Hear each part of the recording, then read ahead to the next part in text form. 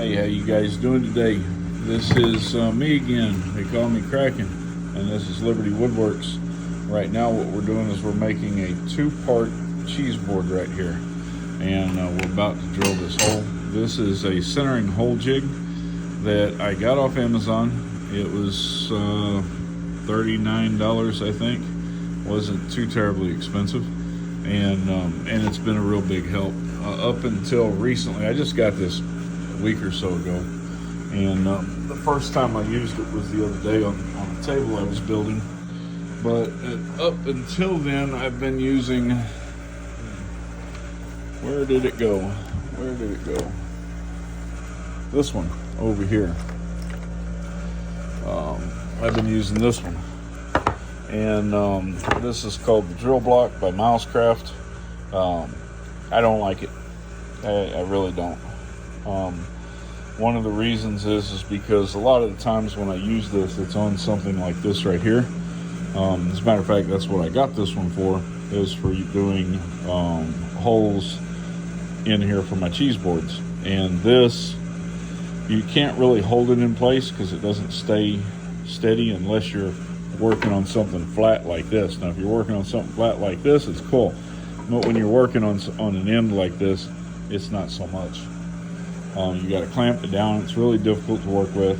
So we got this instead, and this works really, really good. I'm really happy with that.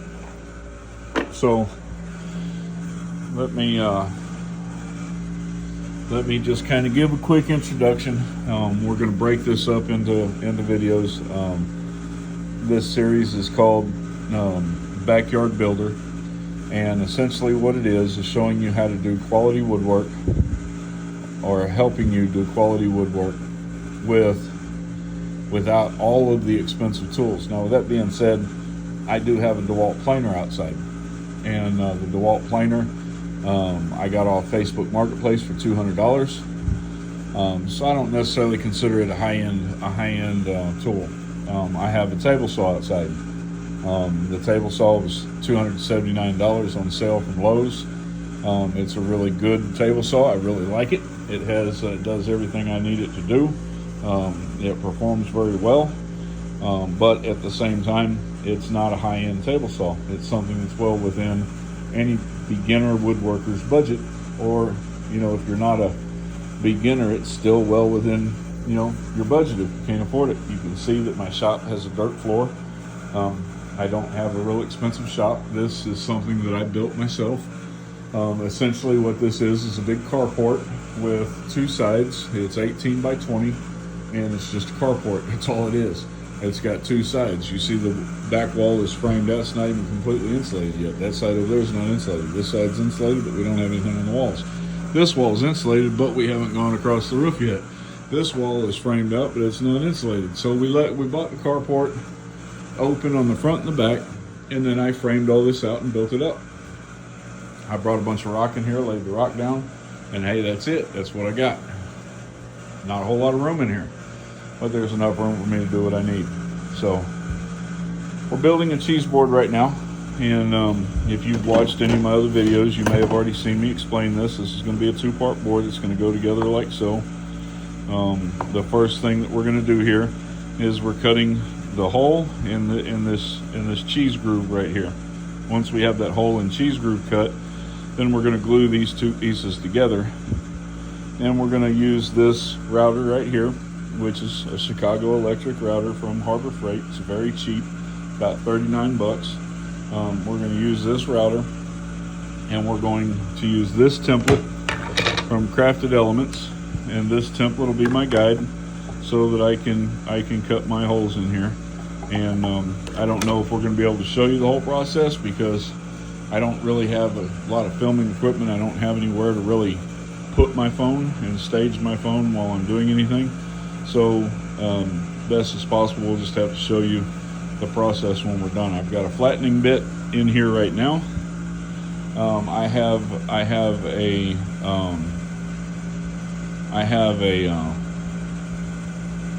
trim bit. Forgot the proper name for it. Anyway, it's a trim bit that's got a bearing on top to follow this here. Okay, so I don't have a bunch of high quality, really expensive bits. I bought them off Amazon for about 20 bucks. And, you know, I got the Hercules miter saw, bought it from Harbor Freight. So, you see, I don't have a lot of high-end tools. My table sander is Central Machinery. My drill press is Central Machinery. Both those came from Harbor Freight. You know, I'm sorry, that's not a drill press. That's a bandsaw, but it came from Harbor Freight also. It's Central Machinery. The drill press is on the ground over there because I don't have anywhere to put it right now. It's also Central Machinery. None of them are high-end equipment. You know, it's all pretty cheap stuff. But if you're going to get into woodworking, and if you're going to do any woodworking, you have to invest in some tools. You have to have some. You can start with, like I did, you can start with a circular saw, a jigsaw, and and a couple drills.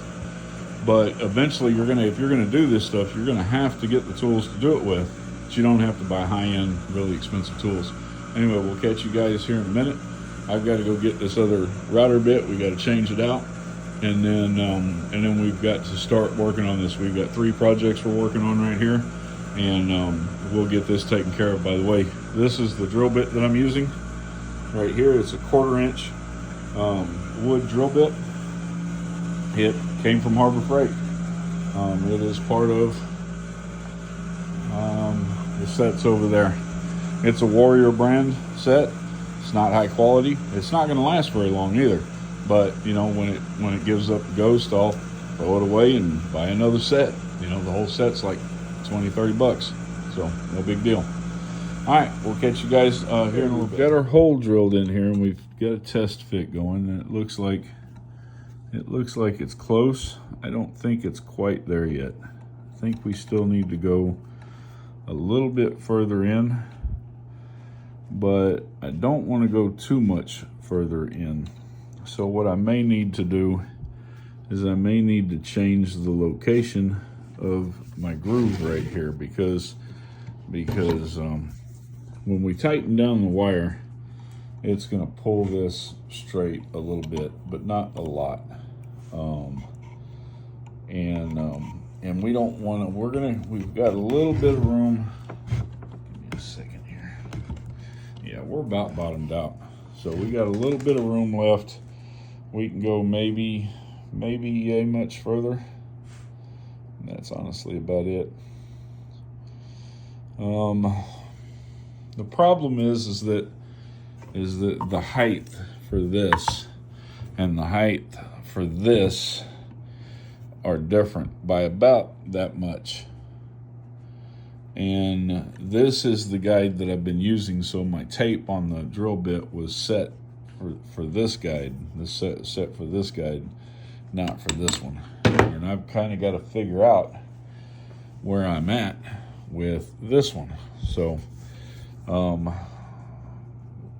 we're going to flip this around, the phone around. We're going to set it in the mount, and I'm not going to be able to see the screen. Unfortunately, the way I'm videoing right now, it doesn't allow me to swap perspectives, I don't think. Yeah, it doesn't allow me to swap perspectives like it does on a live video. So let me just turn it around, and you guys just bear with me for a second. And we're going to get this out of here. It's a tight fit, but you want it to be a tight fit. You don't want it to be super loose. This is a 1/4 inch drill bit, and it's pretty long. It's about a 6-inch long drill bit. We are drilling through pecan. And pecan is a very, very hard wood. Pecan is a species of hickory. And hickory and pecan are both harder than maple, and maple's pretty hard. So drilling through this stuff is definitely a challenge. It takes a little bit of work and a little bit of effort. Let's see if we made some progress there, and that's better. That's better. We can work with that. So we needed to go deeper. Yeah, we can work with that. So look, this is where we're at now. This is where we're at now. And so we're fixing to cut this right here on the table saw. And what we want to do is we want to turn this upside down on the table saw, and we want to set the blade height so it's at the very top of this hole. If this is flipped over and it's set at the very top of this hole, I'm sorry, you weren't even there, on the very top of this hole, when you turn it over, the cut will be at the very bottom of this hole. And we're going to do this in two blade kerfs width. Each blade kerf is about 1/8 of an inch. And so we're going to cut a strip, and we're going to bump the fence over just a hair and cut a second strip, just barely overlapping the original cut. And that'll give us a 1/4 inch groove through here that this wire will ride in. And when I first started building these, I only did it 1 blade kerf wide, and it's so narrow that it's really difficult to get the wire in there, and then it's kind of difficult to clean. So I found doing it 2 blade kerfs wide allows you room to get in there and clean, and it allows the wire to have a little bit more room to move around. We'll see y'all here in just a couple minutes. We have just finished with the table saw. We got our groove cut in there. So we are 2 blade kerfs wide. It's roughly 1/4 inch. There's our hole. We'll take you outside to show you what I'm working with. I would not suggest to anybody to follow my example perfectly. We're going to hit this with a little bit of sandpaper, because I have a overhead light outside, but it is dark out there, and I don't have, it's not the best visibility, and it's, I wouldn't say it's the safest practice to be cutting out there in the dark. Even though I do have enough light that I can see what I'm doing, and I'm very familiar with my tools, and I'm very familiar with what I'm doing. I've built a lot of these, and so I know what it is that I'm out there trying to do, but the lighting definitely is not the best. But again, it's a perfect example of the fact that you don't have to have a ton of money, a really big workshop, in order to do any of this. You don't have to have the perfect circumstance, right? You can make do with what you've got. Turn that around again. My hair's a mess. Y'all just gonna have to forgive me. My hair's a mess. I'm a mess. I'm dirty. I've been working, and I just, I'm not gonna clean up for the video. I'm a woodworker. Woodworking is dirty, so it is what it is. All right, we're gonna put this back in here again. This is so we can test the fit and make sure that we're right. What we're looking for when we go through here is that this groove is centered in the hole. So this piece here, let me get another one and I'll show you. Hold on.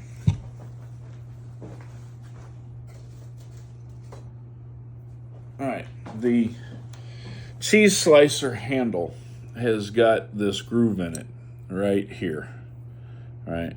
And this is where the wire attaches, right in here. This sets on the top.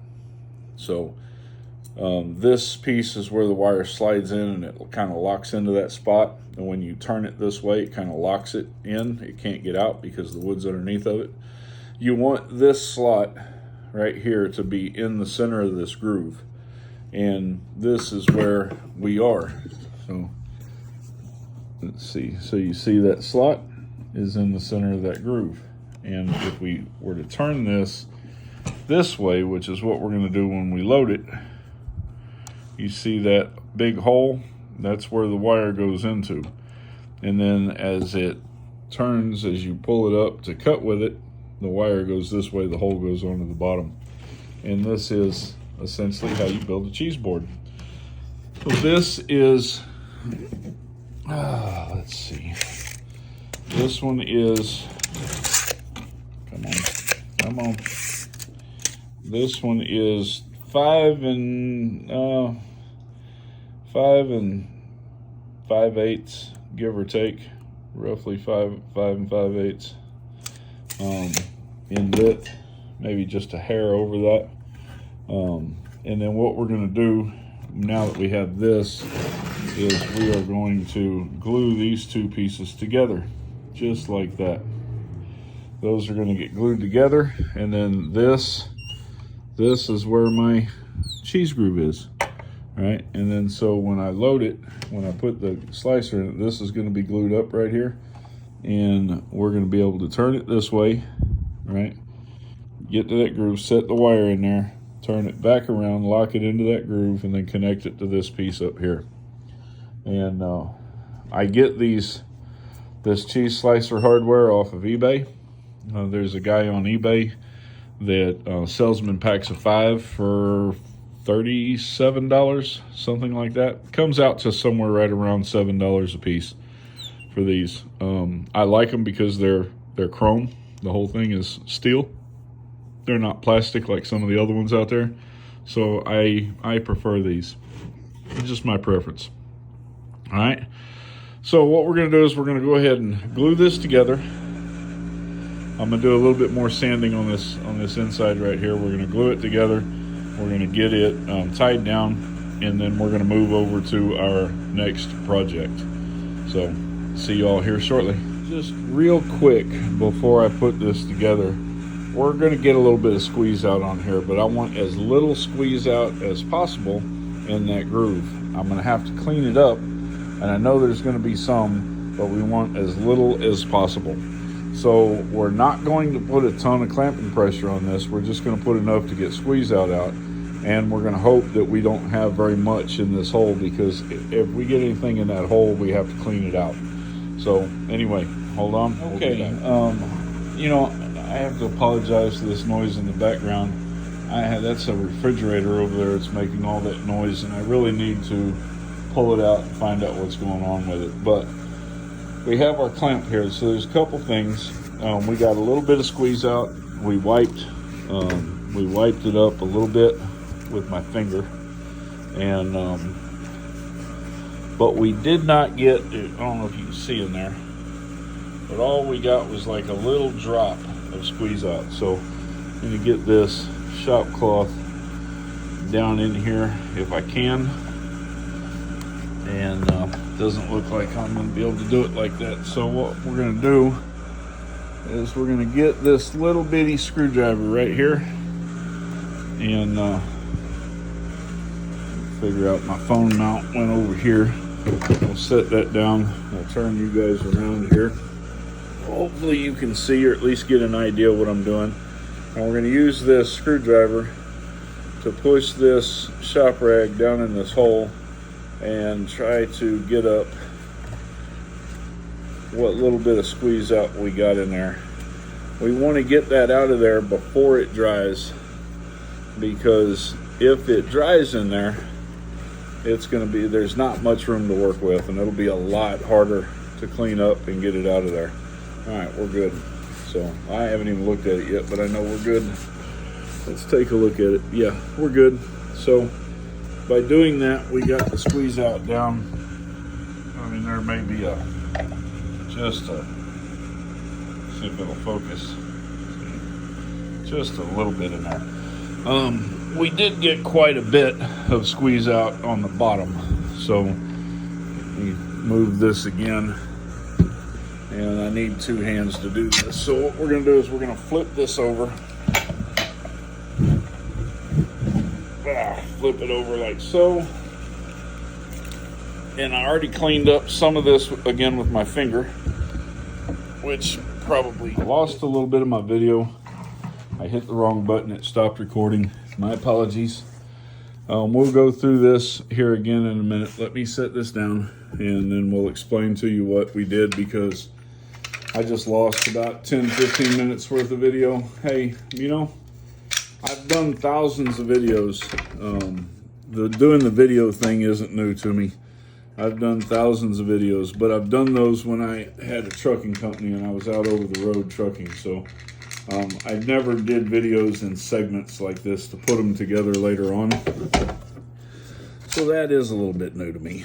And of course, you know, YouTube, TikTok, all those things have kind of changed how they operate. So yeah, it's still a little new to me. But anyway, I screwed up and I lost probably 10 minutes worth of video while I was explaining to you guys what all we are doing here. I sure hope this locks in here pretty soon because I am running out of room. There we go. I'm feeling a little bit of force now. All right, so we're going to tighten this up. All right.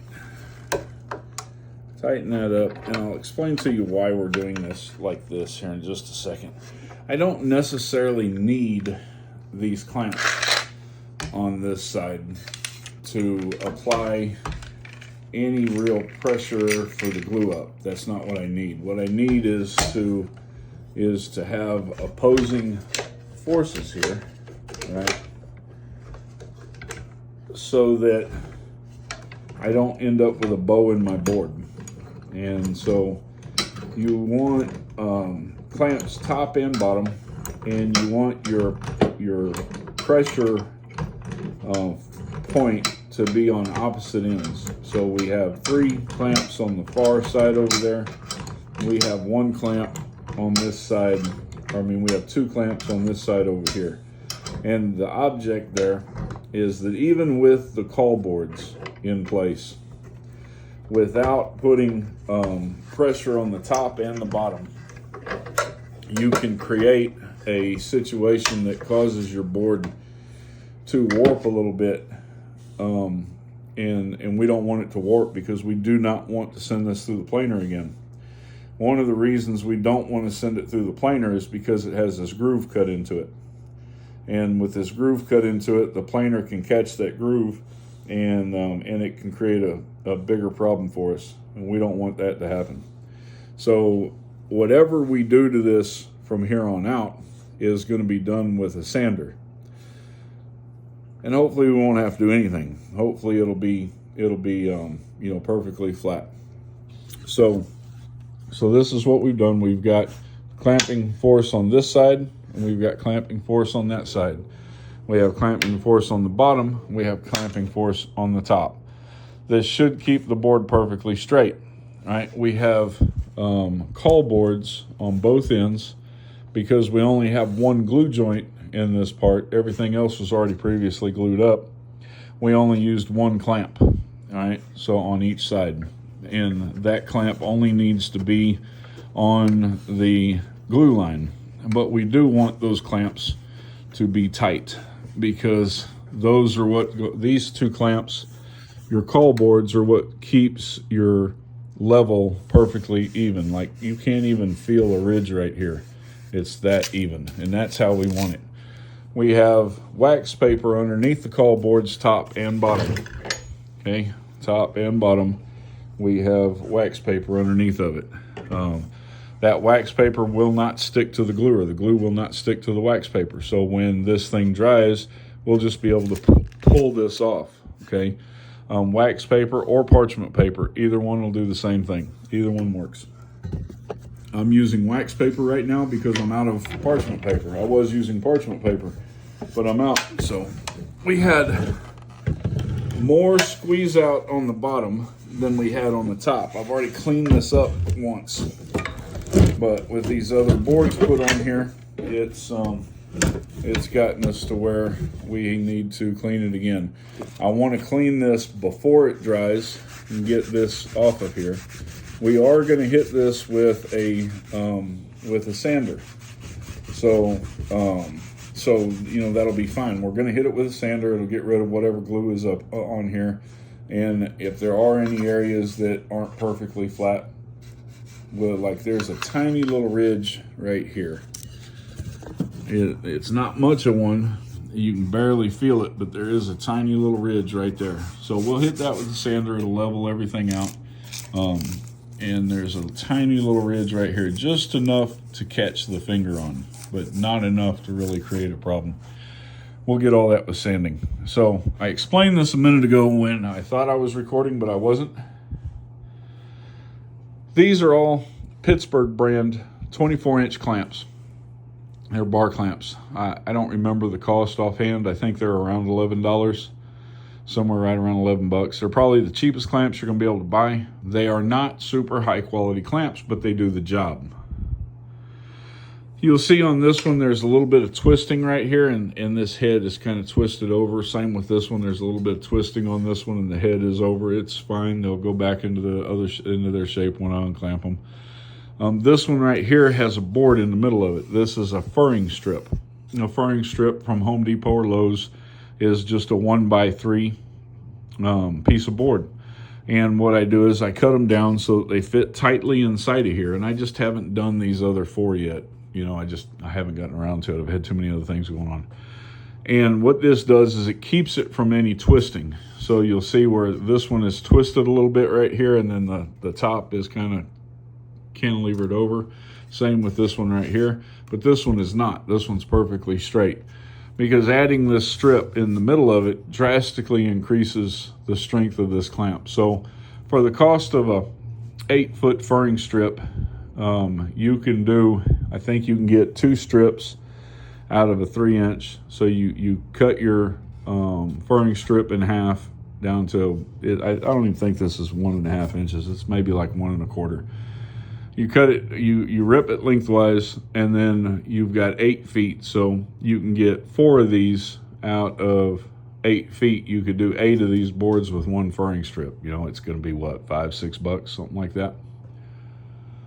And it'll drastically increase the strength of these. So you take $5, $6, divide it into 8, you know, you're what, 75 cents, 60 cents, my math ain't mathing, but somewhere around 60 cents to strengthen these, and $11-12 to buy them. You can't beat it. Yeah, it works good, does the job. It's cheap. So when you say, well, I don't have all these tools that you have, the truth of the matter is that this stuff is cheap.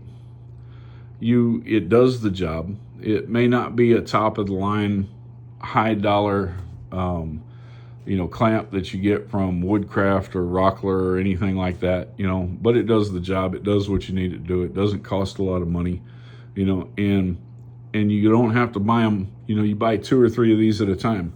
In a couple months, you end up with a wall full of them, As you buy them, you fix them, you get them to where, you add the strip to it so that it does the job. You're good to go. We're done with this project for what we can do for it right now. We'll come back to this maybe tomorrow, probably this weekend. So we're going to take this, we're going to move it over here, and we're just going to set it here on the ground, right, and let it sit there. We'll come back to it later on. All right, time for me to move to this stuff over here.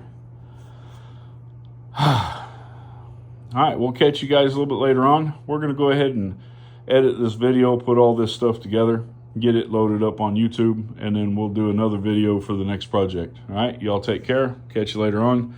Peace out.